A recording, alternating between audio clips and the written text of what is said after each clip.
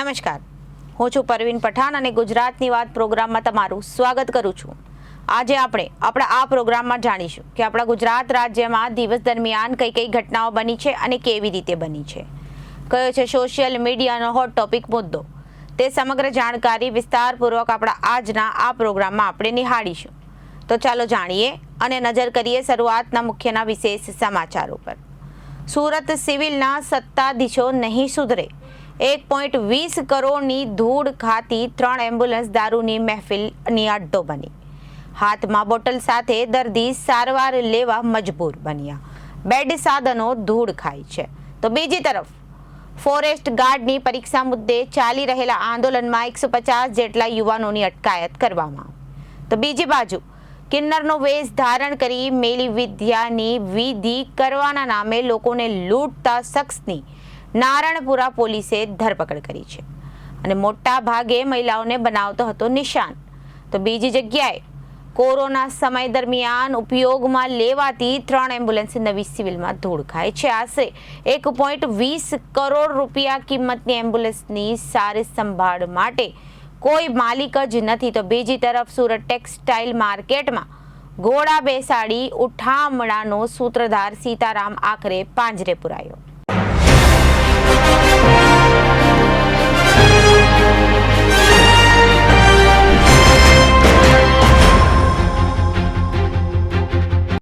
હવે જોઈએ સમાચારો વિગતવાર.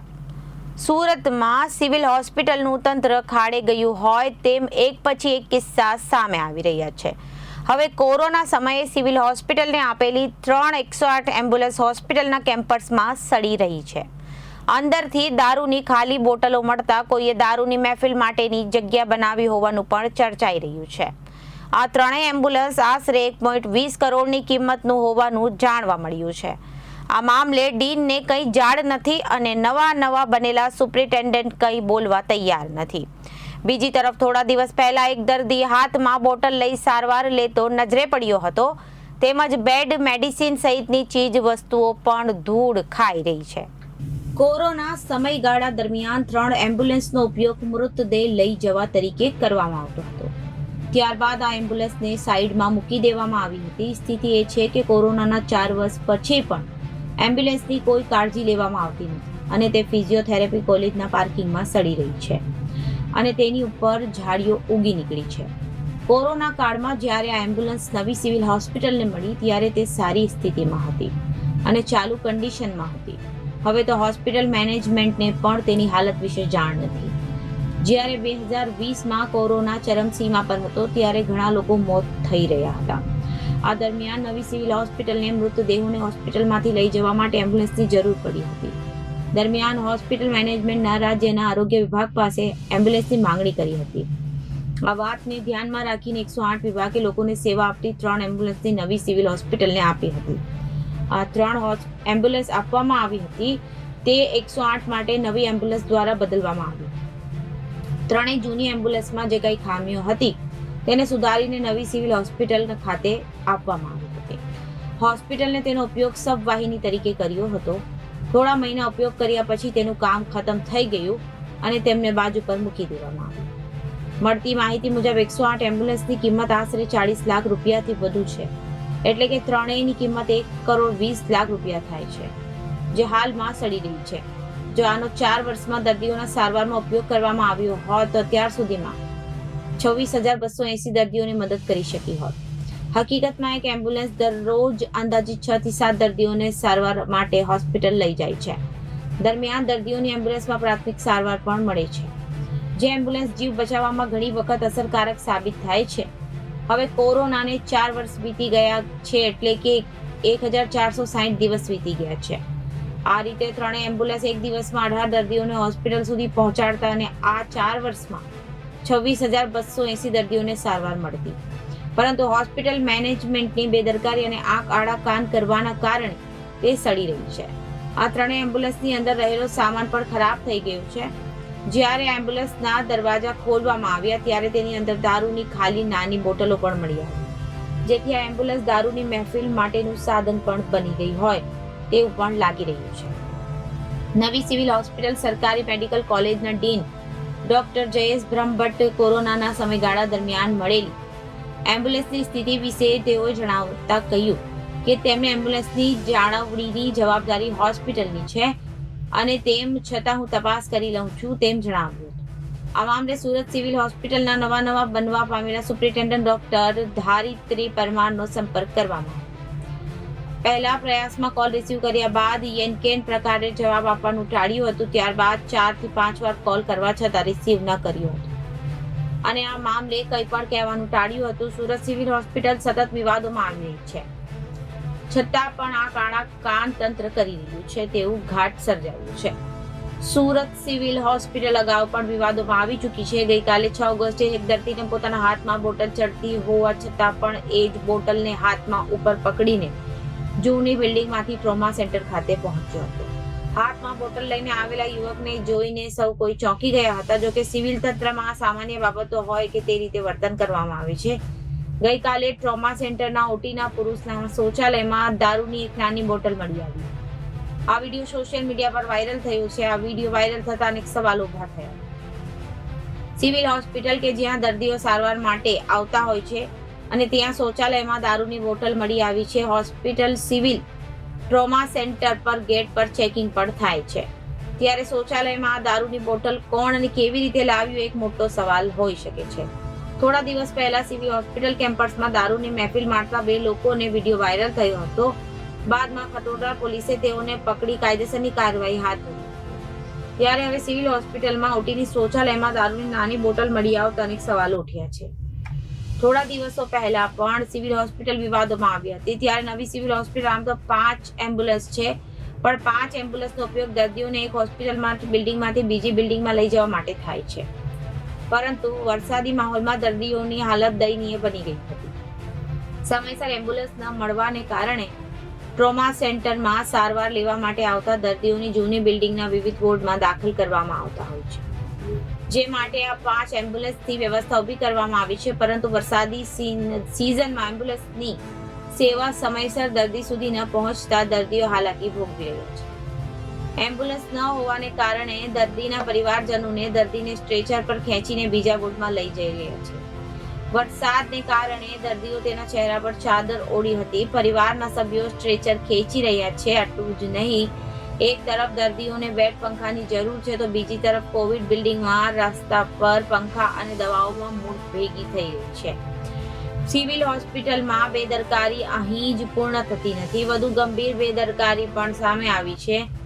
કોરોના સમયે લોકો એક બેડ માટે તરસી રહ્યા હતા. સરકારે લાખો રૂપિયા ખર્ચ કર્યા હતા, પરંતુ બંધ પડેલી કોવિડ હોસ્પિટલમાં હાલ દર્દીઓની બેડ ધૂળ ખાતી હાલતમાં જોવા મળી રહ્યા છે. બેડ, પંખા, દર્દીઓને આપતી મેડિસિન, અનેક વસ્તુઓ હાલ ધૂળ ખાતી જોવા મળી રહી છે. સિવિલ હોસ્પિટલનું તંત્ર ઘોર નિદ્રામાં છે. લાખો રૂપિયા ખર્ચીને જે બેડ સહિતની અન્ય સુવિધા ખરીદવામાં આવે તે હાલ ધૂળ ખાઈ રહી છે. દર્દીઓને ઉપયોગમાં લેવાતી અનેક વસ્તુઓ વપરાશમાં નહીં, પરંતુ વોર્ડની અંદર ધૂળ ખાતી નજરે પડે છે. એક બાજુ અને એક વોર્ડમાં બેડની સ્થિતિ સારી ન હતી, ત્યાં વસ્તુઓ ઉપયોગમાં લેવાની જગ્યાએ અવ્યવસ્થિત મૂકવામાં આવી. સુરત સિવિલ હોસ્પિટલની જૂની બિલ્ડિંગ ખૂબ જ જર્જરિત થઈ ગઈ છે. આ બિલ્ડિંગને ખાલી કરાવવાનું પણ કહી દેવામાં આવ્યું છે. જો કે સિવિલના તંત્ર દ્વારા છેલ્લા 2 વર્ષથી માત્ર બિલ્ડિંગ ખાલી કરી દેવાના વાયદાઓ કરવામાં આવી રહ્યા છે. ટપકતા પાણીમાં દર્દીઓની સારવાર કરવામાં આવી રહી છે. કેટલીક જગ્યાએ તો લોખંડના ટેકાઓ પણ મારવામાં આવ્યા છે. કેટલાક બિલ્ડિંગોમાં રહેલા વોર્ડને બંધ પણ કરી દેવામાં આવ્યા છે. જો કે હજુ પણ પૂરતી વ્યવસ્થા ન હોવાથી ઘણા ઓપરેશન થિયેટર અને વોર્ડ પણ હજુ ચાલુ છે. તંત્ર દ્વારા માત્ર ઝડપથી શિફ્ટિંગ કરવાની વાતો કરવામાં આવી રહી છે. ફોરેસ્ટ ગાર્ડની પરીક્ષા મુદ્દે ચાલી રહેલું આંદોલન આજે પણ ગાંધીનગરમાં યથાવત છે. આમ આદમી પાર્ટીના પ્રદેશ અધ્યક્ષ પ્રવીણભાઈ રામ સતત આંદોલન સાથે જોડાયેલા છે. સરકાર 25% લિસ્ટ જાહેર કરવા માટે તૈયાર છે, પરંતુ હજી પણ વિદ્યાર્થીઓની તમામ માંગણીઓ મુદ્દે વાટાઘાટો ચાલી રહી છે. ફોરેસ્ટ ગાર્ડની પરીક્ષા મુદ્દે ચાલી રહેલું આંદોલન આજે પણ ગાંધીનગરમાં યથાવત છે. આજે પ્રદેશ અધ્યક્ષ પ્રવીણભાઈ રામે તમામ આંદોલનકારી વિદ્યાર્થીઓ સાથે પોતાની વાત રજૂ કરતા જણાવ્યું હતું, કોઈ પણ આંદોલનનો સુખદ અંત સરકાર સાથે વાટાઘાટો કરીને જ આવે છે. મેં ફિક્સ પગારનો આંદોલન ચલાવ્યું હતું અને 2 વર્ષમાં 3 સ્ટેપમાં ફિક્સ પગારમાં વધારો કરાવ્યો હતો. દરેક આંદોલનમાં આપણે પહેલા પોતાની તાકાત બતાવવી પડે છે અને ત્યારબાદ સરકાર સાથે વાટાઘાટો કરીને સારા પરિણામ લાવવાના હોય છે. આપણી હંમેશા કોશિશ હોય છે કે આપણી વધુમાં વધુ માંગોને સ્વીકારવામાં આવે. હું ગઈકાલથી સતત આ મુદ્દા પર જોડાયેલો છું. હું જાણું છું કે મોટી સંખ્યામાં યુવાનોની અટકાયત કરવામાં આવી છે. તે લોકોને રિહા કરવા માટે પણ આપણે સરકાર સમક્ષ માંગણી મૂકી છે. તમારામાંથી કોઈ યુવાનો પ્રતિનિધિ તરીકે સરકાર સમક્ષ રજૂઆત કરશે અને પોતાની માંગણીઓ મૂકશે તો સરકાર તરફથી આપણને સંતોષકારક જવાબ મળશે તો ઠીક છે, પરંતુ જો સંતોષકારક માંગણી નહીં સ્વીકારાય તો આપણે શાંતિથી આંદોલન ચાલુ રાખીશું. ભાજપ સરકારની કૌભાંડો કરવાની મનોવૃત્તિના કારણે ગઈકાલથી ગાંધીનગરના રામકથા મેદાન ખાતે ફોરેસ્ટની કથાની શરૂઆત થઈ હતી. ફોરેસ્ટના વિદ્યાર્થીઓ ભાઈ શ્રી યુવરાજસિંહભાઈ જાડેજા અને હું પોતે અમે તમામ સાથે મળીને ફોરેસ્ટના વિદ્યાર્થીઓની વ્યાજબી માંગણી જેમ કે તાત્કાલિક ધોરણે માર્ક્સ જાહેર કરવા, સીબીઆરટી પદ્ધતિ નાબૂદ કરવી અને 8 ગણાની જગ્યાએ 40 થી 45 ગણા ઉમેદવારોને લાયક ઠેરવવા, આ તમામ માંગણીઓ સાથે ગઈકાલથી ગાંધી ચિંધ્યા માર્ગે અને શાંતિપૂર્વક રીતે આંદોલન કરી રહ્યા હતા. ત્યારે આંદોલનનો પ્રશ્નોના નિરાકરણ લાવીને સુખદ અંત લાવવાની જગ્યાએ સરકારે પોલીસ તંત્રને આગળ કરીને આજે વહેલી સવારે 5:30 થી 6 વાગ્યાની આજુબાજુમાં ત્યાં સુતેલા તમામ ફોરેસ્ટના વિદ્યાર્થીઓ અને ભાઈ શ્રી યુવરાજસિંહભાઈ જાડેજાની ધરપકડ અને અટકાયત કરી છે. ત્યારે આ સરકારના આ પગલાને હું સખત શબ્દોમાં વખોડી કાઢું છું, કારણ કે ગઈકાલે દિવસ દરમિયાન અટકાયત ન કરી અને આજે વહેલી સવારે જ્યારે વિદ્યાર્થીઓ ઘોર નિંદ્રામાં હોય એવી પરિસ્થિતિમાં જ્યારે ધરપકડ અને અટકાયત થાય ત્યારે હું એવું માનું છું કે સરકાર પીઠ પાછળ ઘા કરી રહી છે. સરકારે વિદ્યાર્થીઓને અટક કરવામાં જે સમય બગાડી રહી છે, જે પોતાની બુદ્ધિ બગાડી રહી છે, જે પોતાના શક્તિનો વ્યય કરી રહી છે, એના કરતા માર્ક્સને તાત્કાલિક ધોરણે કઈ રીતે જાહેર કરી શકાય એમની અંદર જો કદાચ એમણે એમની શક્તિનો વ્યય કર્યો હોત તો મને એવું લાગે છે કે આ આંદોલનનું સુખદ પરિણામ આવી ગયું હોત.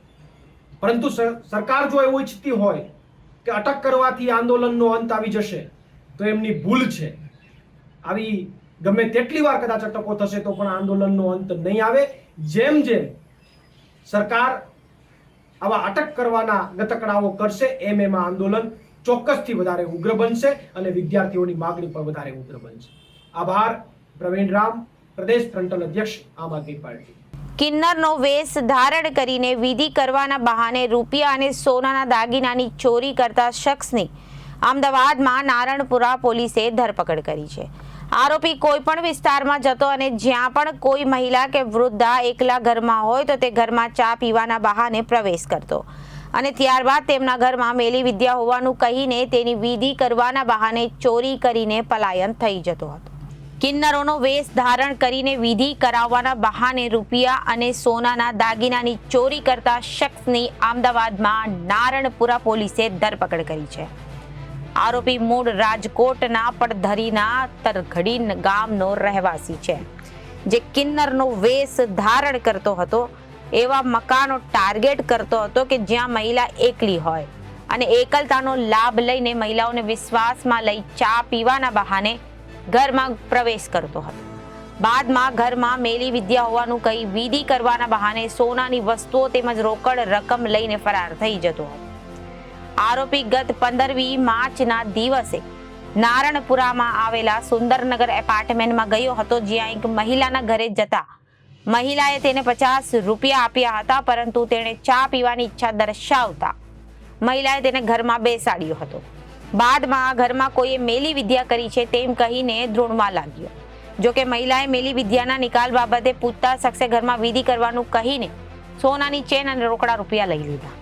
આ બંને વસ્તુ એક કાપડમાં મુકાવીને તેણે એક ગ્લાસમાં પાણી ભરીને તેમાં કંકુ નાખીને પી ગયો. બાદમાં 4 રસ્તે વિધિ કરીને ચેન અને રોકડ આપવાનું કહીને મહિલાને પાર્કિંગમાં ઊભી રાખીને ત્યાંથી ફરાર થઈ ગયો.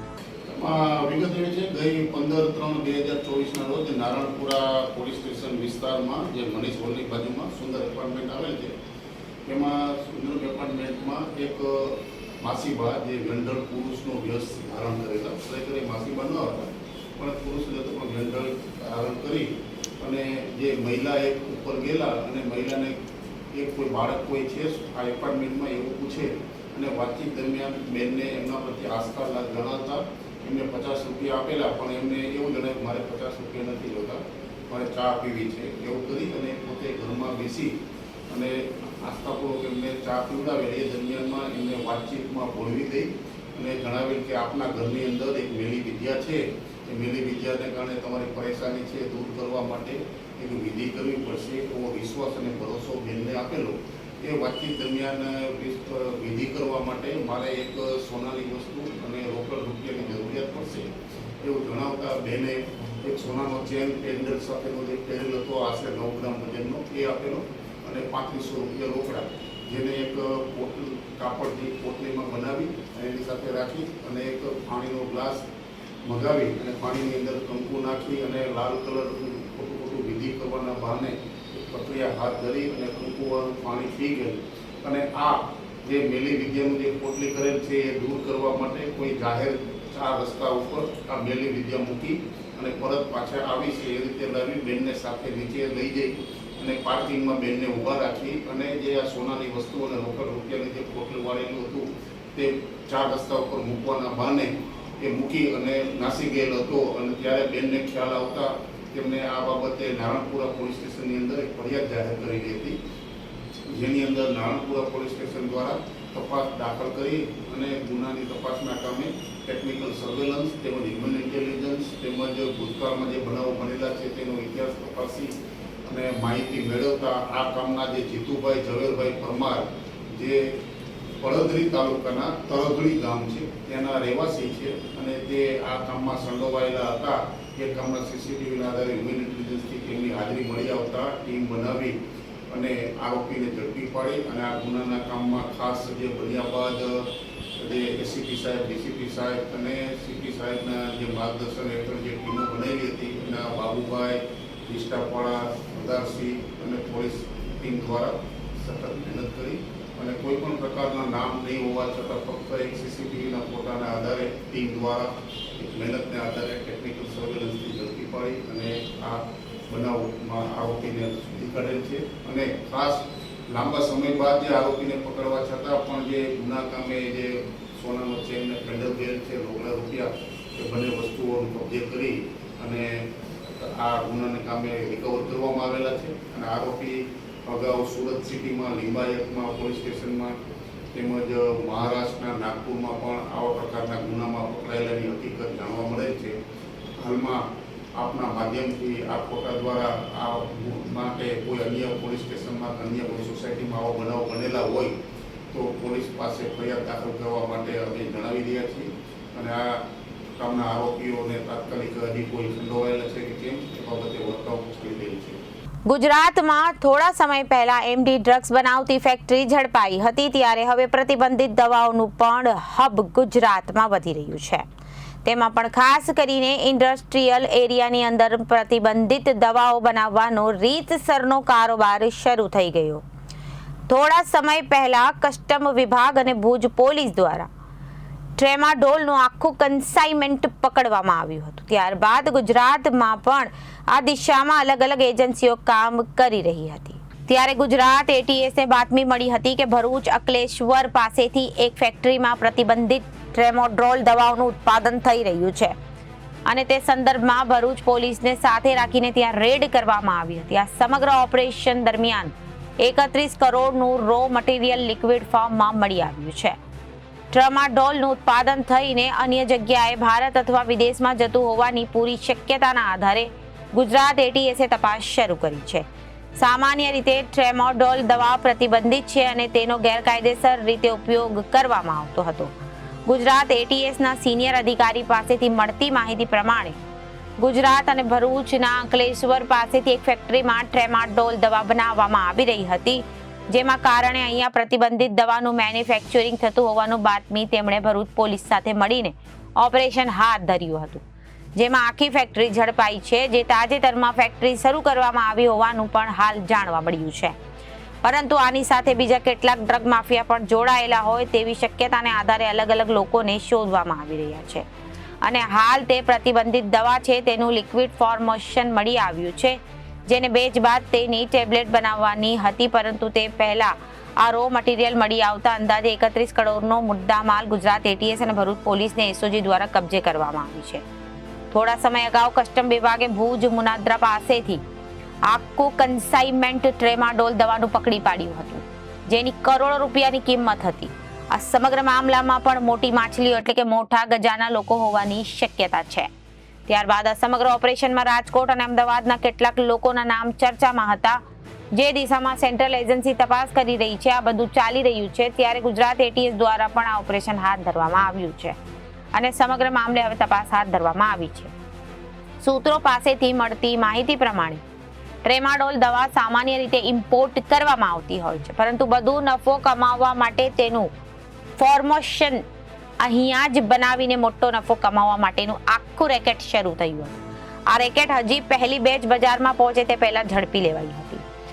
આ અગાઉ આ બીજા બાજુ પણ આ રીતે સંકળાયેલા લોકો મળી આવશે તે શોધવાનું કામ ચાલી રહ્યું છે. 6 વર્ષ પહેલા directorate of renew intelligence DRI વલસાડના સરીગામ ખાતેથી આવેલી ગેલેક્સી ફાર્મા પર દરોડા પાડ્યા હતા, જેમાં DRI પ્રતિબંધિત ટ્રેમાડોલ કેપ્સ્યુલ અને પાવડરનો 7 કરોડ રૂપિયાનો જથ્થો અને મશીનરી સીઝ કરી હતી. આ દવાને સરકારે એપ્રિલ 2018માં પ્રતિબંધિત કરી છે. બજારમાં ચાલતી ચર્ચા મુજબ સ્થાનિક બજાર મુજબ DRIએ 60 કરોડની દવાનો જથ્થો સીઝ કર્યો હતો, જેથી આંતરરાષ્ટ્રીય બજારમાં કિંમત 400 કરોડ રૂપિયાથી વધુ હોવાનું માનવામાં આવ્યું હતું.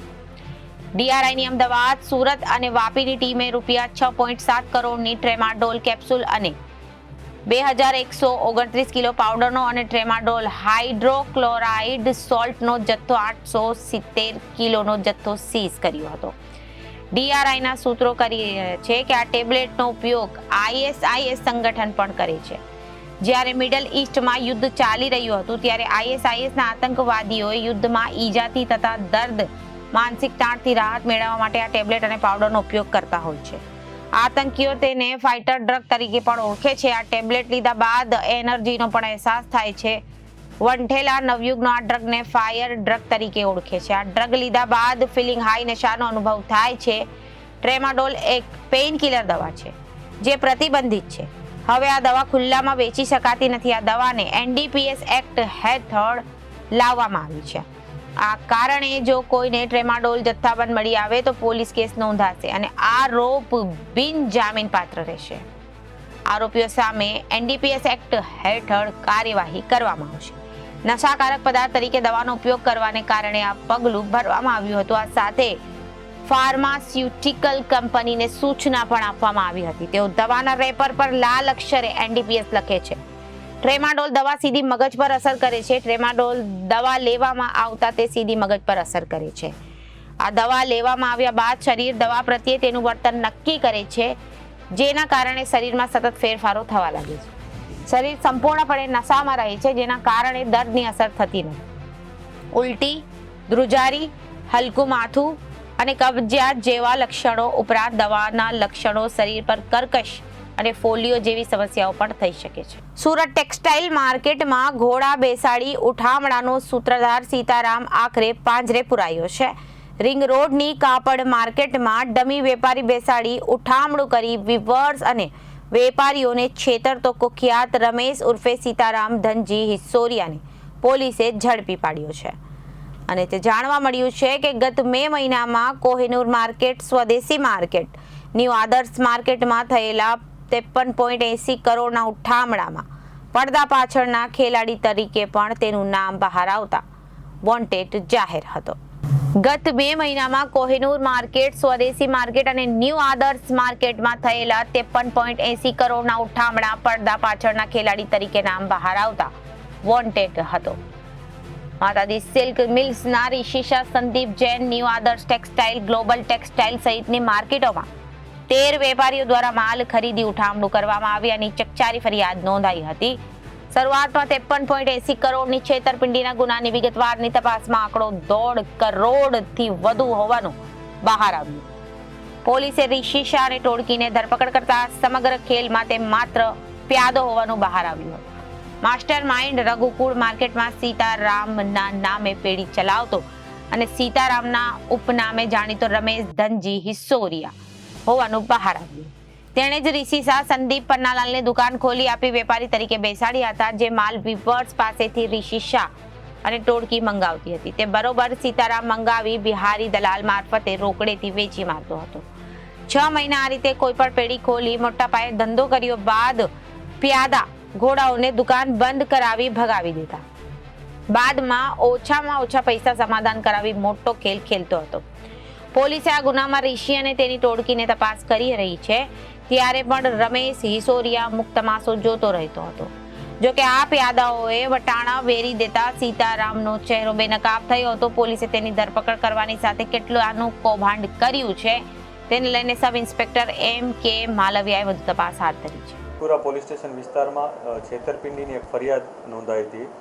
આ ફરિયાદમાં ફરિયાદીએ આરોપી તરીકે રિશી શાહનું નામ આપેલું હતું. પોલીસે આ રિશી શાહની ધરપકડ કરી હતી. ધરપકડ બાદ ઇન્વેસ્ટિગેશન જ્યારે વધારે ઊંડાણપૂર્વક કરવામાં આવ્યું ત્યારે પોલીસને ખબર પડી કે રિશી શાહ એક પૂર્વ આયોજિત કાવતરાના ભાગરૂપે આમાં બેસેલો હતો દુકાન લઈને, અને એને દુકાન અપાવનાર એક રમેશ ધનજીભાઈ હિશ્વરિયા ઉર્ફે સીતારામ કરીને એક વ્યક્તિ છે, એણે એને દુકાન અપાવડાવી હતી અને એને ફાઇનાન્સ પણ કર્યું હતું. આ પ્રકારની પ્રાથમિક માહિતી પોલીસને મળી હતી. ત્યારબાદ પોલીસે વધુ ઊંડાણપૂર્વક તપાસ કરી હતી કે જે માલ રિશીએ ખરીદ્યો છે એ માલ એણે કોને આપ્યો છે. તો આ માલ જેને એને આપ્યો હતો એ પણ આ સીતારામ રમેશ ધનજીભાઈ ઉર્ફે સીતારામના સંપર્કમાં હતો, અને જે માલ લેનાર છે વિજય કરીને એ પણ આ સીતારામના સંપર્કમાં હતો. તેથી પોલીસને કન્ફર્મ થયું હતું કે આ જે સમગ્ર ઘટના છે એમાં મુખ્ય સૂત્રધાર તરીકે રમેશ ધનજીભાઈ સીતારામ છે, અને એને કારણે પોલીસે જે બીજી ઇન્ફોર્મેશન મળી અને જે પુરાવા મળ્યા એના આધારે આની ધરપકડ કરી છે. ધરપકડ બાદ અમે અન્ય પણ ઇન્વેસ્ટિગેશન અત્યારે કરી રહ્યા છીએ કે આ વ્યક્તિ અન્ય કયા કયા ગુનાઓમાં સામેલ છે. આ ઉપરાંત અન્ય જે પણ વિક્ટીમ હોય એનો પણ અમે સંપર્ક કરી રહ્યા છીએ કે ભાઈ આ પ્રકારની એમોસાના ભોગ બનેલા હોય એવા કોઈ પણ વ્યક્તિ પોલીસ પાસે આવે અને ફરિયાદ નોંધાવે. આપ મીડિયાના મિત્રોના મારફતે પણ અમારી અપીલ છે લોકોને કે કોઈ પણ વ્યક્તિ આવી રીતના છેતરપિંડીનો ભોગ બન્યો હોય કે જેમાં એને માલ આપ્યો હોય પરંતુ પૈસા કોઈ એને પરત ના આપ્યા હોય અને સસ્તામાં માલ એકસાથે ખરીદ્યો હોય, આ પ્રકારના અલગ અલગ ઘટના એના ઉપર સાથે બની હોય તો પોલીસનો સંપર્ક કરે. અમે તત્કાલ એના ઉપર કાર્યવાહી કરીશું. જે પણ પુરાવા મળશે એના આધારે અમે જેન્યુઅનલી જે પણ કાયદેસરની કાર્યવાહી કરવાની થતી હોય એ કરીશું. તો અત્યારે ગુજરાતની વાતમાં વિરામ લઈએ. વધુ સમાચારો માટે જોતા રહો જનાદેશ ન્યૂઝ. નમસ્કાર.